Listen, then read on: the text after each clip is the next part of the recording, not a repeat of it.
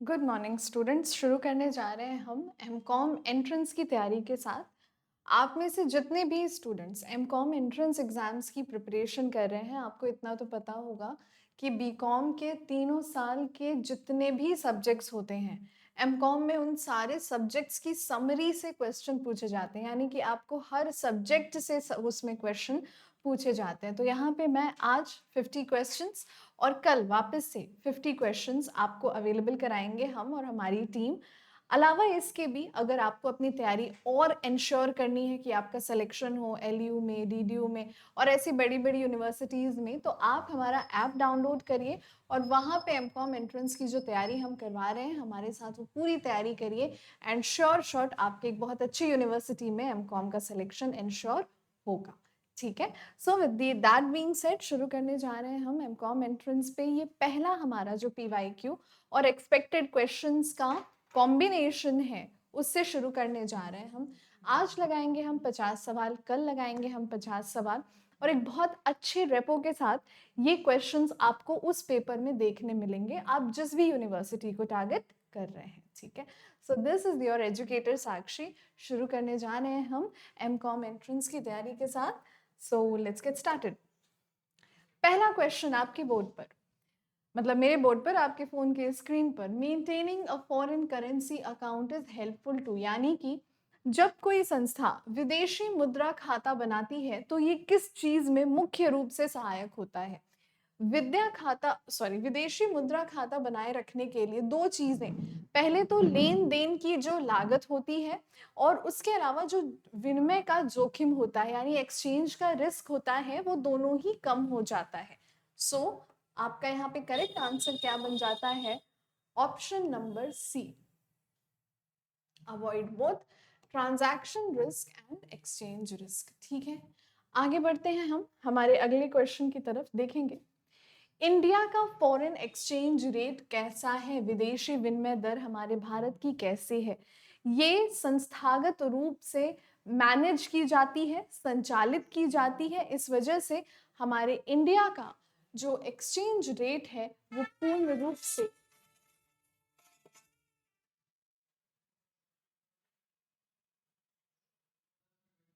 तो ये जो हमारा फॉरेन एक्सचेंज रेट होता है वो पूरी तरह से संचालित होता है, यानी कि मैनेज्ड होता है। हमारे देश में अलग अलग अथॉरिटीज हैं जिनका काम ही क्या है, इन फॉरेन एक्सचेंज रेट्स को मैनेज करने का। ठीक है, चलिए आगे बढ़ते हैं दूसरे प्रश्न की तरफ। तीसरा प्रश्न कह रहा है कि हेजिंग लेन देन या हेजिंग ट्रांजैक्शन, हेजिंग का ट्रांजैक्शन किसी भी इकोनॉमी में किस चीज को दर्शाता है, किस चीज को बताता है। हेजिंग के ट्रांजैक्शंस विषम मात्रा में लेन देन को बताता है, दस्तावेजी समर्थन की प्रस्तुति को बताता है, या ऐसे लेन देन की आवृत्ति को बताता है। इसका सही आंसर है इनमें से कोई नहीं, इनमें से कोई नहीं, नन ऑफ दी अबव इसका सही आंसर है।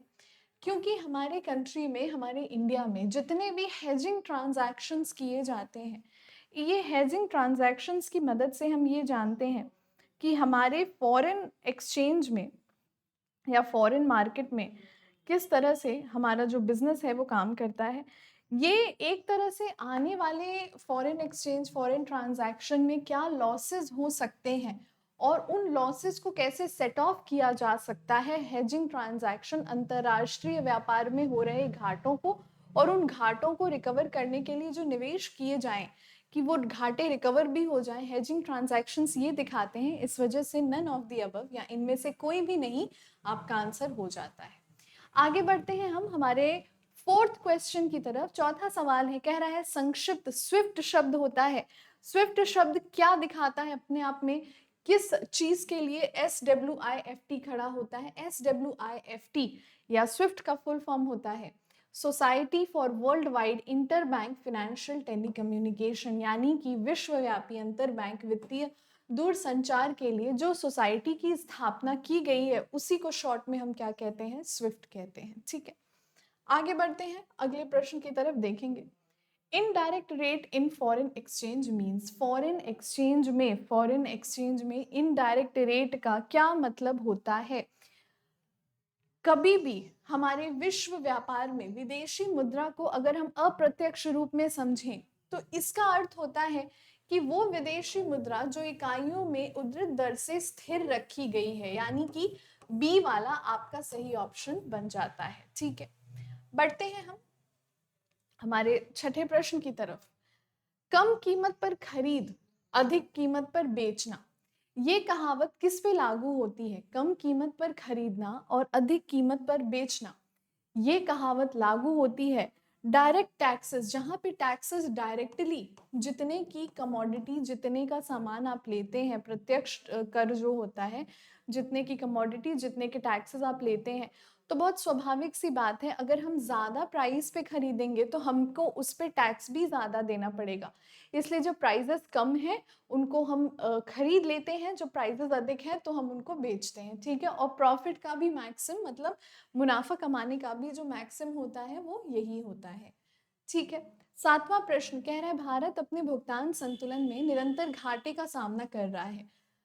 विदेशी मुद्रा बाजार के रुपए के मूल्य में वृद्धि होने की उम्मीद है, मतलब ये कि हमारे देश में, और एक्चुअली में ये हो रहा है इस वजह से भी क्योंकि अभी कुछ दिन पहले एक वॉर जैसे, टू बी वॉर जैसे क्राइसिस से भारत निकला। ठीक है, देखने मिल सकता था, हो सकता है हम आप अभी देख रहे होते कि भारत और पाकिस्तान का वॉर चल रहा हो, और ऐसी जो परिस्थितियां होती हैं जो अंतर्राष्ट्रीय और राष्ट्रीय लेवल पे किसी भी देश को नुकसान पहुंचाती हैं, कहीं ना कहीं वो उस देश की मुद्रा को कमजोर कर देती हैं। ठीक है, तो यहाँ पे ये लिखा गया है कि भारत अगर लगातार ऐसी प्रॉब्लम्स को फेस करता रहेगा तो उसको, उसकी मुद्रा क्या हो जाएगी, डॉलर के मुकाबले उसकी मुद्रा डेप्रिशिएट हो जाएगी या कम हो जाएगी। ठीक है, चलिए आठवां प्रश्न, विनिमय दर पर सट्टेबाजी का क्या प्रभाव होता है? यानी आने वाले समय के लिए, आने वाले एक्सचेंज रेट के लिए जब हम स्पेक्यूलेशन करते हैं,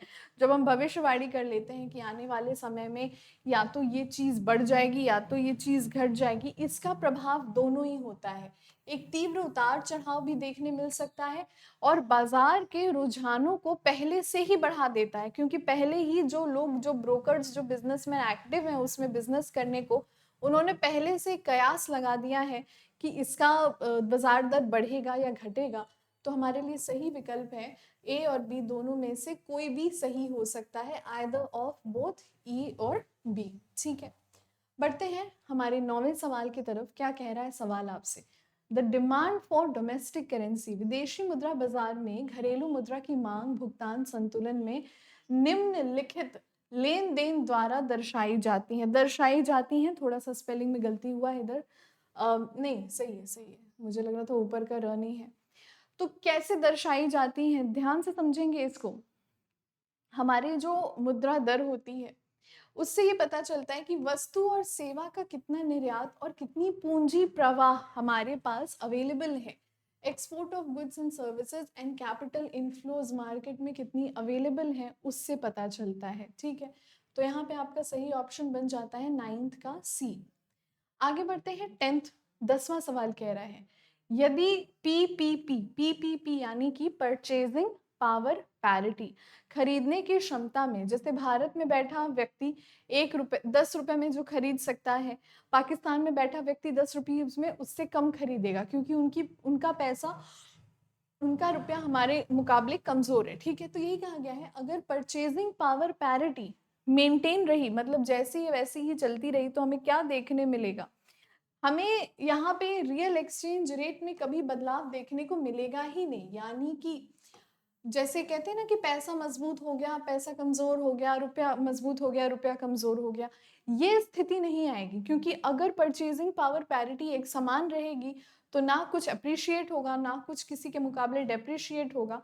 यही लिखा गया है यहाँ पर। आगे बढ़ते हैं अगले प्रश्न की तरफ। एक डिफरेंस, टैरिफ और कोटा के बीच एक डिफरेंस क्या है कि दोनों ही इंपोर्ट्स को, आयात को लिमिट कर देती हैं? कौन सी डिफरेंस होती है टैरिफ और कोटा के बीच में? टैरिफ जो होती है वो टैक्स रेवेन्यू, मतलब कर का रेवेन्यू, राजस्व उत्पन्न करने में सक्षम होती है, जबकि कोटा नहीं होता है। तो इसका सही आंसर बन जाता है आपका डी वाला। ठीक है, अरे ये तो इरेज हो गया, डी वाला आपका सही आंसर बन जाता है। दूसरा है किसी देश की व्यापार शर्तें निम्नलिखित का अनुपात होती हैं, मतलब अगर हमें किसी भी देश से व्यापार करना है, उस देश के द्वारा दिए गए जो कंडीशंस हैं, जिन शर्तों पे हमें उससे व्यापार करना है, वो शर्तों का फॉर्मूला क्या होता है, कैसे डिटरमाइन की जाती हैं। तो हमारी जो एक्सपोर्ट प्राइसेस है, मतलब हमें जो भी सामान विदेश में भेजना है उसकी इंडेक्स, और हमारी जो इंपोर्ट प्राइसेस है उसकी इंडेक्स, और जब उसका हम गुणा कर देते हैं 100 से, तब हमें पता चलता है कि किसी भी देश की, किसी भी कंट्री की ट्रेड का रेशियो क्या है। ठीक है, 13वें सवाल की तरफ।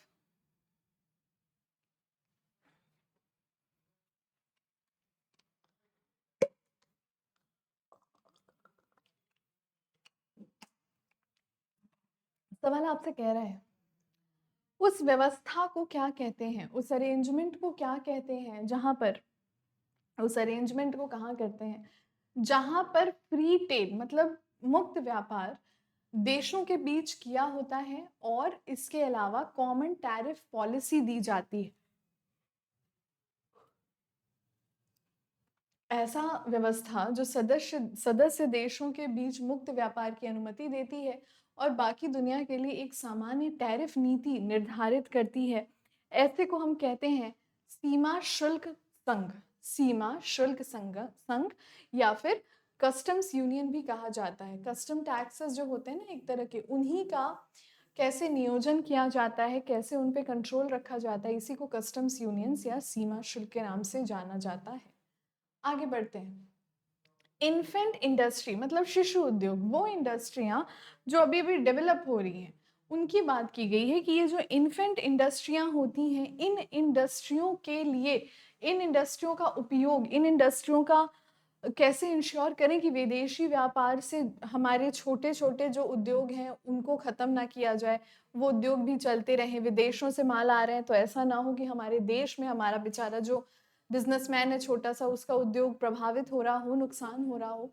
तो यहाँ पे कहा जाता है कि जब कोई इंडस्ट्री, जब कोई उद्योग नया नया आता है, इसी वजह से कोटा लगाया जाता है ताकि आप एक लिमिट तक ही इस देश में बेच सकें। क्योंकि अगर हम लिमिट हटा देंगे तो हमारे बाकी व्यापारी जो उसी उद्योग में हैं उनको बहुत नुकसान होने लगेगा। इस वजह से एक कोटा लगाया जाता है। यहाँ पे वही बात की गई है कि इससे क्या होता है, कोटा लगाने से हमारे जितने भी जो छोटे व्यापारी हैं, हमारे जितने भी जो छोटे व्यापारी हैं उनको प्रोटेक्शन मिलती है कि वो बाहर विदेशी प्रतिस्पर्धाओं से मुक्त हैं। मतलब एक लिमिट तक हम उनसे ले रहे हैं विदेशों से, उससे अधिक नहीं ले रहे हैं, तो फॉरेन कंपटीशन से वो फ्री रहते हैं। 15वां सवाल, चूंकि कम विकसित देश गैट से कभी खुश नहीं थे। गैट एक ट्रीटी थी जिसको बाद में WTO या वर्ल्ड ट्रेड ऑर्गेनाइजेशन में तब्दील कर दिया गया। तो लिखा गया है इसलिए उन्हें अनुमति दी गई कि छोटे देश जो गैट के नियम कानून से खुश नहीं थे, उनको क्या अनुमति दी गई, क्या बेनिफिट्स दिए गए।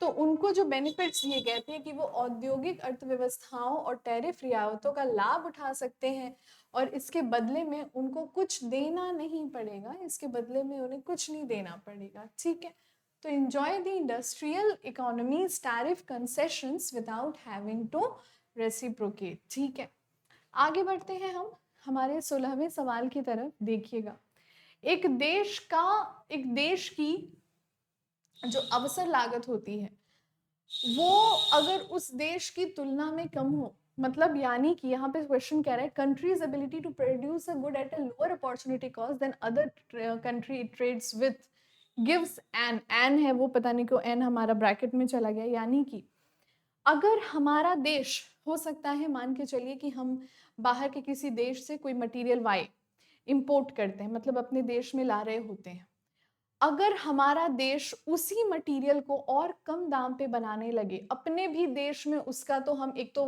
अपने लोगों को कंज्यूम करने को दे रहे हैं, साथ साथ हम बाहर देशों में भी उसको एक्सपोर्ट करने लगे। पहले हम वो गुड्स इंपोर्ट कर रहे थे, अब उस गुड्स की हमारे यहाँ प्रोडक्शन भी हो रही है और साथ ही साथ हम अपने देश में भी दे रहे हैं, बाहर के देशों में भी दे रहे हैं। तो इसको क्या कहते हैं, ये कहलाती है तुलनात्मक लाभ, यानी कि कंपैरेटिव एडवांटेज।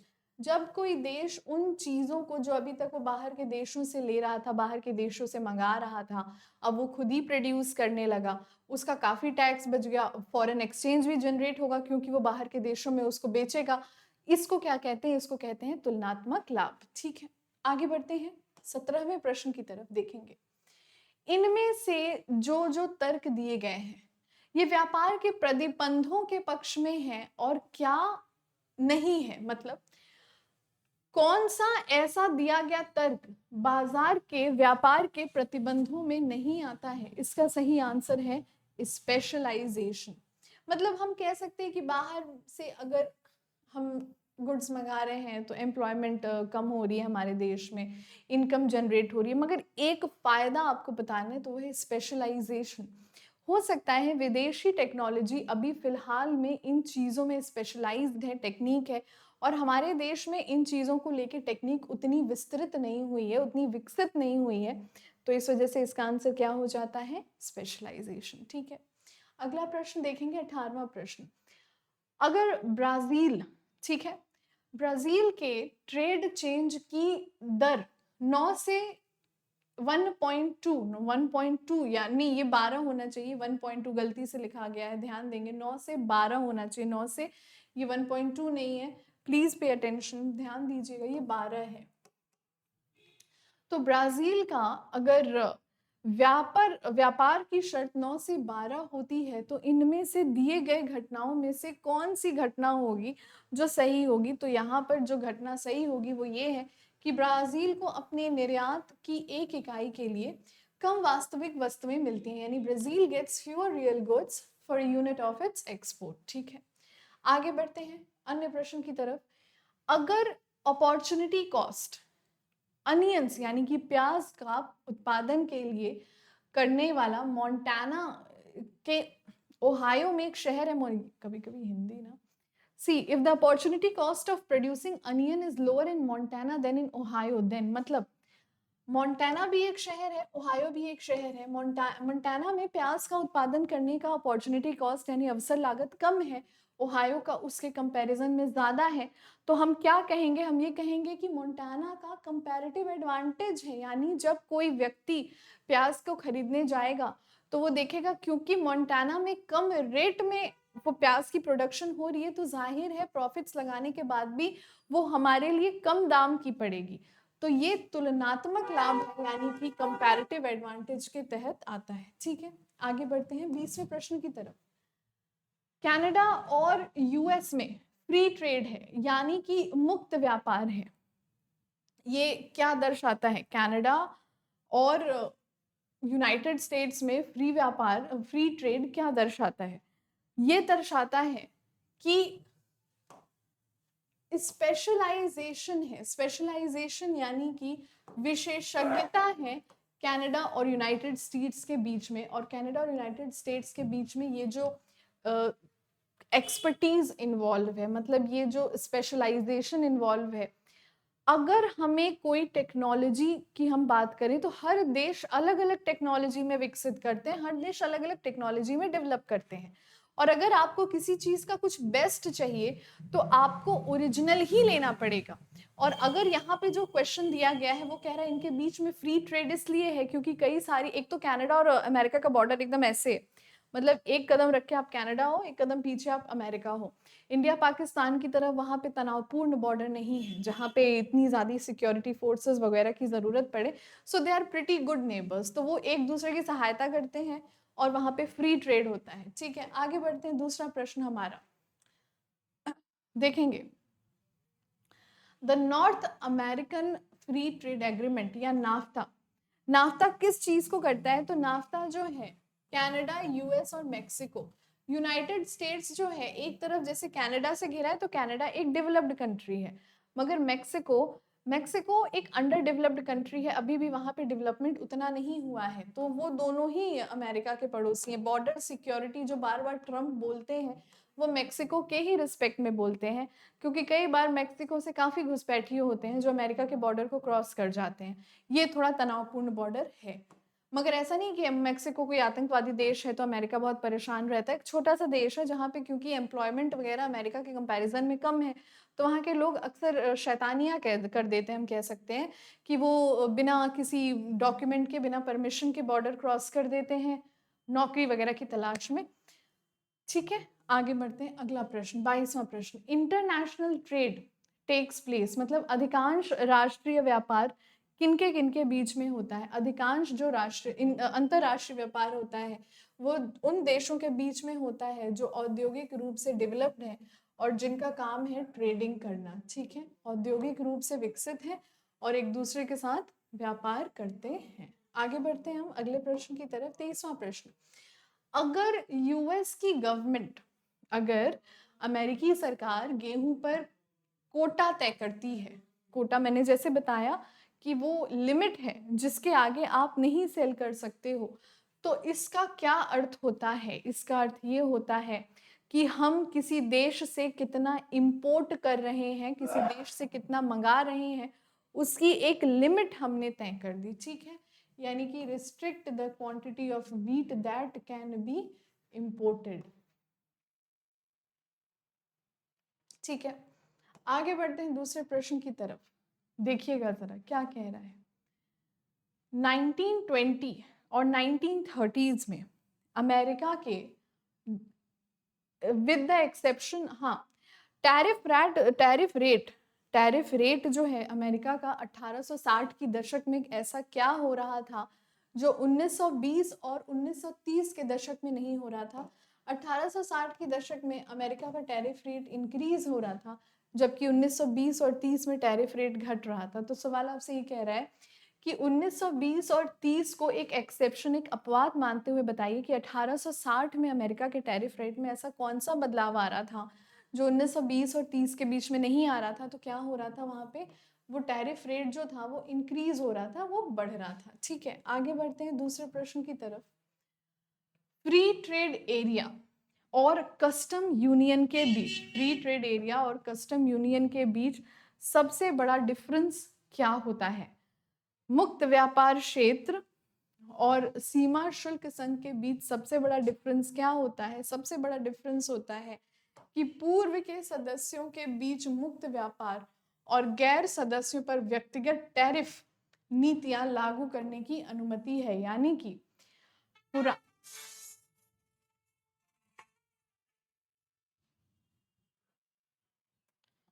हाँ, तो क्या बात कर रहे थे हम? जो पुराने नाफ्टा अग्रीमेंट्स होते थे उनमें टैरिफ पॉलिसीज पुराने मेंबर्स पे और इंडिविजुअल मेंबर्स पे अप्लाई नहीं की, नए मेंबर्स पे अप्लाई करते थे, बल्कि अब जो एग्रीमेंट्स होते हैं उनमें पुराने मेंबर्स और नए मेंबर दोनों पे टैरिफ लगता है। पुराने ट्रेड एग्रीमेंट में जो सदस्य होते थे उन पे टैरिफ नहीं लगता था, मगर अब जो ट्रेड एग्रीमेंट हो रहे हैं दोनों ही सदस्यों पे यहाँ पे टैरिफ लगते हैं। ठीक है, पढ़ते हैं हमारे 26वें प्रश्न की तरफ। देखिएगा, एक छोटी विकासशील अर्थव्यवस्था के लिए मुख्य व्यापार वातावरण से तेजी से लाभ उठाने का क्या तरीका है? यानी कि one way for a small developing economy to benefit rapidly from a freer trade environment is, free trade environment से आप कैसे डेवलप कर सकते हैं? तो यहाँ पे मल्टीनेशनल, जो भी अलग अलग देशों में काम कर रही इकाइयां हैं, उन इकाइयों का फॉर्मेशन और उनसे हमारे देश में जो एम्प्लॉयमेंट डेवलप हो रहा है उनकी बात की गई है। यानी कि encourage foreign multinational to enter the economy to speed capital formation. बाहर की देश जब हमारे देश में आते हैं तो वो काफ़ी हद तक बहुत रोज़गार लेकर भी आते हैं, तो इस वजह से भी हमें फ़ायदा होता है। एफडीआई या फॉरेन डायरेक्ट इन्वेस्टमेंट उसी का एक पहलू है जो आप देख रहे हैं आपके देश में हो रहा है। दूसरा है टैरिफ प्रतिगामी कर होते हैं, मतलब tariff tends to be regressive taxes. क्यों प्रतिगामी कर का नाम इनको दिया गया है?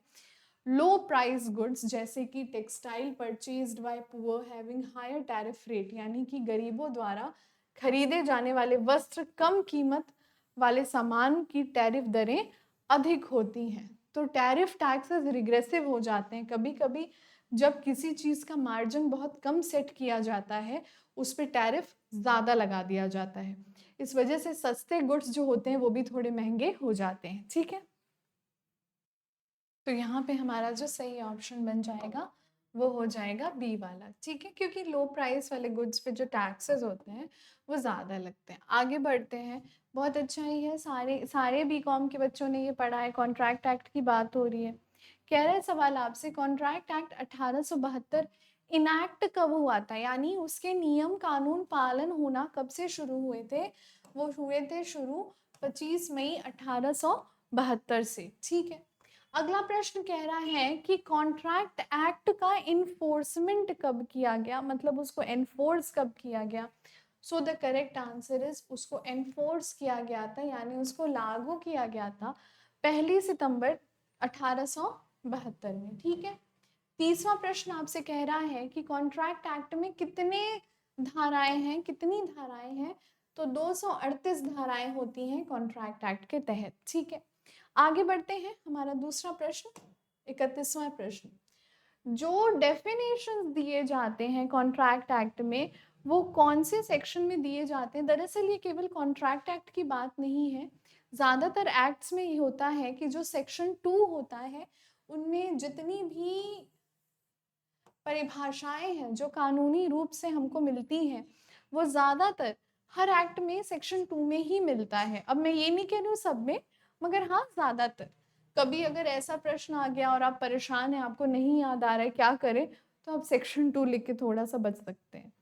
आगे बढ़ते हैं। प्रश्न आपसे कह रहा है, जब किसी व्यक्ति किसी अन्य व्यक्ति को किसी कार्य करने या ना करने की अपनी इच्छा को बताता है ताकि उस अन्य व्यक्ति की ऐसे कार्य में जो सहमति है वो प्राप्त हो सके, इसको क्या कहा जाता है? मतलब when one person signifies to another his willingness to do or abstain from doing anything with a view to obtaining assent of the another person, such act is known as what? ऐसे act को हम प्रस्ताव या proposal शब्द से संबोधित करते हैं।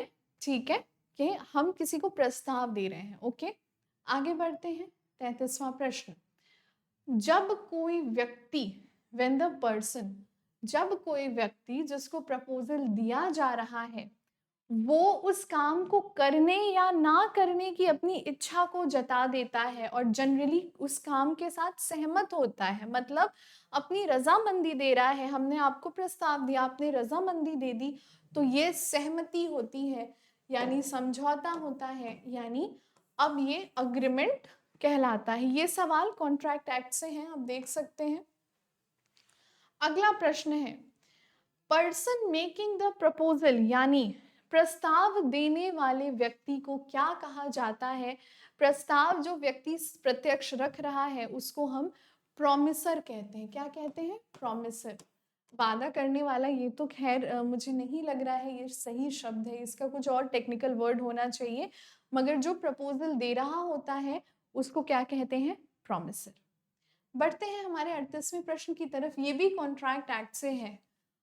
जो व्यक्ति प्रपोजल दे रहा है उसको तो हमने प्रॉमिसर कह दिया। जिस व्यक्ति को प्रपोजल दिया जा रहा है, मतलब मैंने कहा कि मैंने आपके सामने कोई प्रस्ताव रखा, तो हम अगर प्रॉमिसर हैं तो आप क्या हैं? आप प्रॉमिसी कहलाएंगे। ठीक है, जिसको प्रस्ताव दिया जाता है वो क्या कहलाता है?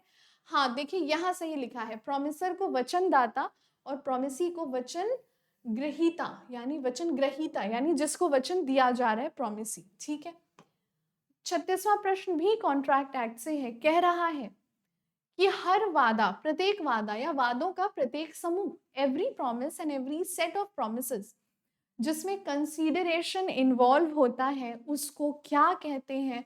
उसको कहते हैं समझौता। क्या कहते हैं उसको? समझौता कहते हैं। ठीक है, आगे बढ़ते हैं। 37वां प्रश्न है, कॉन्ट्रैक्ट के लिए सबसे अहम तत्व, सबसे आवश्यक तत्व क्या होते हैं? 2, 3, 4, नन ऑफ दी अबव। देखिए, कॉन्ट्रैक्ट में बहुत ज्यादा तत्व होते हैं जिनकी उपस्थिति जरूरी है। There are so many elements which has to be present in the contract act. जैसे कम से कम, ये क्या हो गया? अरे ये तो नाचने लगा।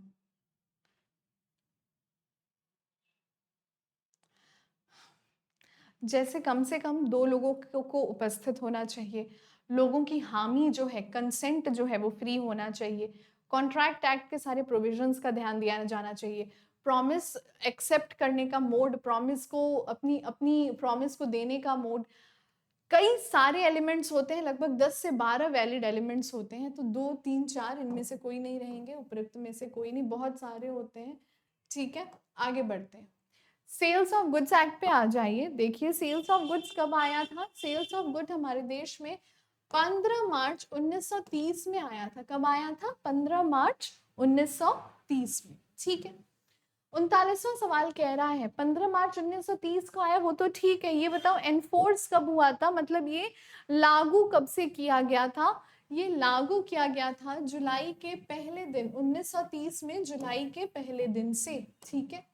40वां प्रश्न आपसे कह रहा है ये जो सेल्स ऑफ गुड्स है 1930 में, इसमें कितने सेक्शंस होते हैं? 66 सेक्शंस होते हैं।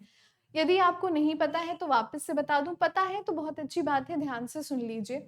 होता क्या था, कॉन्ट्रैक्ट एक्ट में ही सेल्स ऑफ गुड्स एक्ट होता था। मतलब सेल्स ऑफ गुड्स एक्ट जो होता था वो कॉन्ट्रैक्ट एक्ट का ही पार्ट था, मगर चीजों की इमरजेंस को देख चीजों स्थिति की परिस्थिति की आवश्यकताओं को देखकर कॉन्ट्रैक्ट एक्ट और सेल्स ऑफ गुड्स एक्ट को अलग अलग कर दिया गया। ठीक है। तो जब अलग हो गया कॉन्ट्रैक्ट एक्ट के वो सारे सेक्शन जो पहले कॉन्ट्रैक्ट एक्ट के पार्ट थे, जो सेल्स ऑफ गुड्स को कवर करते थे, वो अलग कर दिए गए। तो वो 66 सेक्शन हो गए और कॉन्ट्रैक्ट एक्ट में कितने सेक्शन बच गए? केवल 238 सेक्शन। ठीक है। 41वां प्रश्न देखेंगे। सेल्स ऑफ गुड्स एक्ट जो भारत में सेल्स ऑफ गुड्स एक्ट 1930 है, वो कहाँ से प्रेरित है, कहाँ से अब्रिज्ड है? बहुत ध्यान से इस बात को समझिएगा। हमारे भारत का आधा संविधान अंग्रेजों का संविधान है, क्योंकि खैर उन्होंने हमारे देश पे 190 साल राज किया था, इस वजह से भी। तो ये भी ज्यादातर संविधान इंग्लिश रूल पे ही बनते हैं, यानी English sale of goods act पे बने हुए हैं।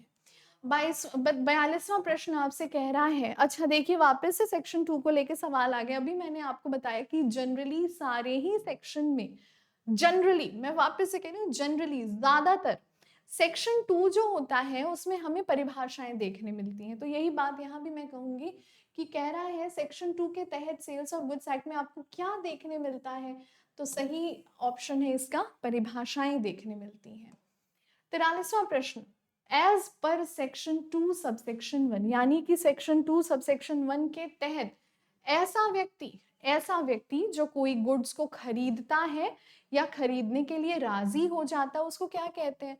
सिंपल है, हम खरीद रहे हैं या खरीदने के लिए राजी हैं तो हम क्या है? बायर हुए ना। सेलर कहाँ से हुए? हम तो क्रेता हुए, हम तो बायर हुए। अब यहाँ पे हाँ सेल्स ऑफ गुड्स का ही प्रश्न है, वापस से कह रहा है एक व्यक्ति से दूसरे व्यक्ति को कब्जे का स्वैच्छिक हस्तांतरण क्या कहलाता है? मतलब वॉलंटरी ट्रांसफर ऑफ पोजेशन, सामान को अपनी स्वेच्छा से देना, ये क्या कहलाता है? ये कहलाता है डिलीवरी, सुपुर्दगी, डिलीवरी। ठीक है। सेल्स ऑफ गुड्स एक्ट के तहत, मतलब जब हमें सामान मिल जाता है तो हम उस सामान की डिलीवरी लेते हैं, यही बात यहाँ पे कही गई है। 45वां प्रश्न कह रहा है सेक्शन 2 के कौन से सबसेक्शन के तहत, सेक्शन 2 के कौन से सबसेक्शन के तहत गुड्स को डिफाइन किया गया है? गुड्स का डेफिनेशन हमें सेक्शन 2 सबसेक्शन 7 के तहत मिलता है। तो ऑप्शन नंबर सी बन जाता है यहाँ पे आपका करेक्ट आंसर। ठीक है। बढ़ते हैं हम 48वें प्रश्न की तरफ। सेक्शन 2 के तहत और सबसेक्शन 7, अभी यही जो अभी पिछला वाला पढ़े हैं वही कह रहा है कि अभी आपसे पूछा कि सेक्शन गुड्स की डेफिनेशन 2 के कौन से सबसेक्शन में आती है, तो हमने पढ़ा 2 के 7 में। क्वेश्चन अपोजिट कर दिया है कि 2 के 7 में क्या पढ़ाते हैं? The answer is goods, goods के बारे में पढ़ाया जा रहा है। ठीक है। तो उसको केवल रिवर्स कर दिया गया है यहाँ पे।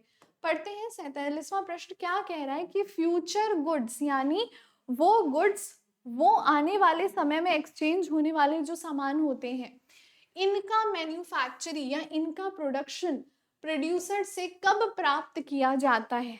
जब कॉन्ट्रैक्ट हो जाता है उसके बाद करते हैं। क्यों? क्योंकि आफ्टर मेकिंग द कॉन्ट्रैक्ट, अनुबंध करने के बाद, क्योंकि ये गुड्स अभी तो एग्जिस्टेंस में है नहीं, ये तो फ्यूचर में एग्जिस्टेंस में आएंगे ना। तो जब फ्यूचर में एग्जिस्टेंस आएंगे तो पहले कॉन्ट्रैक्ट होगा कि हम फ्यूचर में ये गुड्स लेंगे। जब ये कॉन्ट्रैक्ट होगा तब इस कॉन्ट्रैक्ट का एग्जिस्टेंस बनेगा। 48वां प्रश्न देखते हैं। सेक्शन 2 सबसेक्शन 8 की तहत सेल्स ऑफ गुड्स एक्ट में इंसॉल्वेंट व्यक्ति कौन सा व्यक्ति होता है? ऐसा व्यक्ति जो अपने व्यवसायिक ऋण को पे ना कर सके, और ऐसा व्यक्ति जिसके बाकी ऋण बकाए हों, ये दोनों ही आता है। मतलब दोनों ही केस में हम क्या देख रहे हैं कि उसके जितने दायित्व हैं, उसके जितने ऋण हैं, जितने कर्ज हैं, वो उसकी संपत्ति से ज्यादा है। तो यदि किसी व्यवसायी की, ये मैंने पढ़ाया भी था, पर ये टारगेट सेमेस्टर वाले पे पढ़ा था, गुरुकुल वाले पे तो मेरी बड़ी कम क्लासेस आ पाई इस साल, क्योंकि मैं बीकॉम वालों के एग्जाम में व्यस्त थी। तो खैर यहाँ पे जो लिखा गया है वो ये लिखा हुआ है कि दिवालिया व्यक्ति कौन होता है। सबसे पहली चीज, जो कोई व्यक्ति दिवालिया है, इस चीज को कोर्ट के द्वारा एक सर्टिफिकेट प्राप्त करना होता है, जहां पे आप इस चीज को साबित कर सके कि ऐसा नहीं है कि आप अपना लोन चुकाने से, कर्ज चुकाने से बच रहे हैं। द थिंग इज कि आपके पास संपत्ति ही नहीं है। तो जब किसी व्यक्ति के ऋण उसकी संपत्ति से, जब किसी व्यक्ति के ऋण उसकी संपत्ति से बहुत ज्यादा हो जाते हैं, तब कोर्ट कहती है क्या, कि ये व्यक्ति दिवालिया है। तो ये दोनों ही ऋण हो सकते हैं। ठीक है, आगे बढ़ते हैं दूसरे प्रश्न की तरफ। 49वां प्रश्न देखिए क्या कह रहा है आपसे। वो एजेंट जिसके पास व्यवसाय के सामान्य क्रम में माल बेचने या बिक्री के उद्देश्य से माल भेजने या माल खरीदने या सुरक्षा पर धन जुटाने का अधिकार होता है, उसे क्या कहा जाता है। मतलब the agent having customary course of business such as agent authority, या फिर वो बेचने के लिए है, या फिर उसका पर्पस है कि वो आगे जाके उन गुड्स को बेचेगा और उन गुड्स से पैसे कमाएगा, उसी गुड्स को सिक्योरिटी में रखे, यानी उसी गुड्स की सुरक्षा पर जो धन जुटाने का अधिकार किन के पास होता है। ये बहुत ही अच्छा प्रश्न है। ये बात कर रहा है व्यापारिक एजेंट या मर्केंटाइल एजेंट्स के बारे में। यदि आपको मर्केंटाइल एजेंट की डेफिनेशन भी पूछेगा तो आप बता सकते हैं वो एजेंट जिसके पास व्यवस्था के समान क्रम में माल बेचना या बिक्री के उद्देश्य से माल को भेजना या माल को खरीदना या उनकी सुरक्षा पर धन जुटाने का अधिकार होता है। ऐसे ही एजेंट्स को हम क्या कहते हैं, व्यापारिक एजेंट। एक बार इंग्लिश वाला भी पढ़ दो। The agent having in customary course of business as such agent authority either to sell goods or to consign goods for the purpose of sale or to buy goods or raise money on the security of the goods is called what? Is called mercantile agent. Okay, are we good? Moving on to the last question, आज का अंतिम सवाल आपका देखेंगे। Section 2 sub section 12 यानी कि अधिनियम, जो सेल्स ऑफ गुड्स एक्ट का अधिनियम है, उसकी धारा 2 और सब सेक्शन 12 के अनुसार कौन सी वो कंडीशन है जिसके तहत ये चीज हम इंश्योर कर सकते हैं, ये चीज फाइनलाइज कर सकते हैं कि हमारे गुड्स की क्वांटिटी और क्वालिटी, कंडीशन और स्टेट दोनों ही सही होने चाहिए। सेक्शन 212 यही कहता है कि गुड्स की स्थिति, ये एक मिनट, ये state of goods and conditions of good दोनों में स्थिति लिखा गया है। देखिए स्टेट और कंडीशन शब्दों को इंटरचेंज करके यूज कर सकते हैं। स्टेट ऑफ गुड्स कहने का भी ये मतलब है कि हमारे जो गुड्स हैं वो कहीं खराब ना हो, डेटेरिएट ना हो, आपका जो सेलर है वो बायर के साथ फ्रॉड ना कर दे। ठीक है, तो दोनों ही चीजों में अगर हम कंडीशंस या स्टेट शब्द का प्रयोग कर रहे हैं, हम सही हैं, क्योंकि सेक्शन 212 कर रहा है। इस वजह से हमारा सही आंसर यहाँ पे सी बन जाता है। Both A and B, sales of goods act दोनों की ही गुणवत्ता की बात करता है। ठीक है, एमकॉम एंट्रेंस में ये हमारे 50 मुख्य सवाल थे, 50 मुख्य सवाल थे, और अभी एक और वीडियो पड़ेगा जिसमें 50 और सवाल रहेंगे। और मैं वीडियोस लेकर आती रहूंगी एमकॉम एंट्रेंस के बारे में, जहाँ पे आप बड़ी यूनिवर्सिटीज से अगर एमकॉम को टारगेट कर रहे हैं तो आप टारगेट से ही निकालें, टारगेट के थ्रू ही आपको ये अचीव हो। ये 50 प्रश्न बीकॉम में, आप में से जितने भी स्टूडेंट्स बीकॉम में जो जो चीज़ें आपने पढ़ी, उन सारे चीज़ों का कॉम्बिनेशन था। इसी वजह से एमकॉम का एंट्रेंस अब टफ हो गया है। पहले तो थोड़ा कम टफ था, अभी इसका टफनेस लेवल बढ़ गया है। और इसी वजह से आप अगर टारगेट गुरुकुल का ऐप डाउनलोड करते हैं तो आपको बहुत ज़्यादा सहायता मिलेगी, क्योंकि वहाँ पे हमारे ये पीडीएफ वाले सारी चीज़ें ऑलरेडी अपलोडेड हैं और इन बैचेस पे भी चल रहा है। मैं ही पढ़ा रही हूँ, एमकॉम का फ़िलहाल तो मैं ही देख रही हूँ। तो मुझे उम्मीद है ये 50 प्रश्न में से कोई प्रश्न आएगा आप हल कर लेंगे। मैंने चीज़ों को समझा के साथ चले हम लोग। अगले वीडियो में और अन्य 50 सवाल हम टारगेट करेंगे। तो अपना बहुत ज़्यादा ध्यान रखें और पढ़ते रहिए, and I will see you guys in the next one. Good bye.